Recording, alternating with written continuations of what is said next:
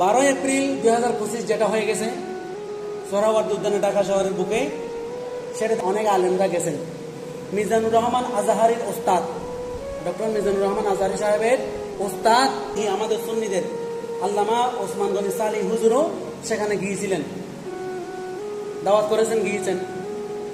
ওনাকে পর্যন্ত, ওস্তাদকে পর্যন্ত ছাত্র হওয়ার পরেও, মিজানুর রহমান আজহারি সাহেব ছাত্র হওয়ার পরেও নিজের ওস্তাদ ওসমান গনি সালেহি সাহেবকে সুন্নি হওয়ার কারণে স্টেজে উঠতে দেয় নাই, স্টেজে ডাকে নাই, স্টেজে তোলে নাই।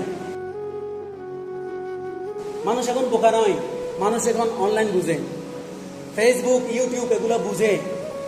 ছোট বাচ্চা পর্যন্ত এখন ইউটিউব আমাদের চেয়ে আরো বেশি বুঝে। ফাঁকি দেওয়ার সুযোগ নাই। নিজের উস্তাদ ওসমান গনি সালেহি সহ অনেক সুন্নি আলেমরা গেছেন, সুন্নি বিভিন্ন সংগঠনের নেতারা গেছেন, কাউকে স্টেজে তোলেন নাই। মানে সুন্নিদের পক্ষ থেকে বক্তব্য দিবে, 5 মিনিট কিছু একটা বলবে, সেই সুযোগটা দেয় নাই। সুন্নি হওয়ার পরেও শুধু আমি না, আমার অনেক ফ্রেন্ড সার্কেলের মধ্যেও অনেকেই 12 এপ্রিল 2025 জামায়াত দেখে, গণজোয়ার দেখে অনেক খুশি হয়েছিলাম।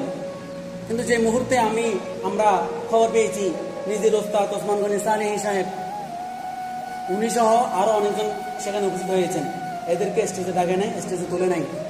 আর কাউকে না তুলুক, অন্তত ছাত্র স্টেজের উপর এবং নিজের ওস্তাদ স্টেজের নিচে, অন্তত ওস্তাদকে, একজন আলেমকে সম্মান করে হলেও স্টেজে ডাকতে পারতেন, ডাকেন নাই।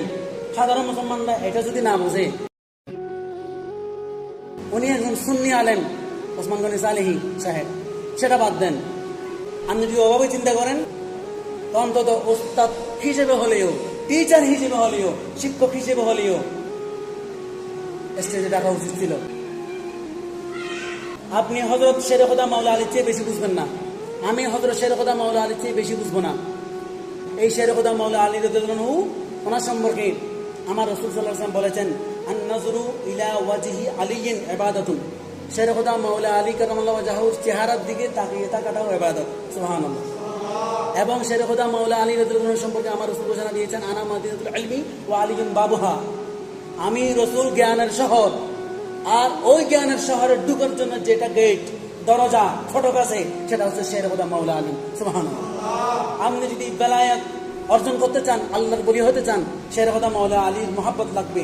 আপনি যদি একজন ভালো সত্যিকারের আলেম হতে চান, নেককার আলেম যদি হতে চান, শেরে খোদা আলীর মহব্বত এলম লাগবে। সুবহানাল্লাহ। সেই শেরে খোদা মাওলা আলী ঘোষণা দিয়েছেন, মান আল্লামানি হারফান ফাহুয়া মাওলাই।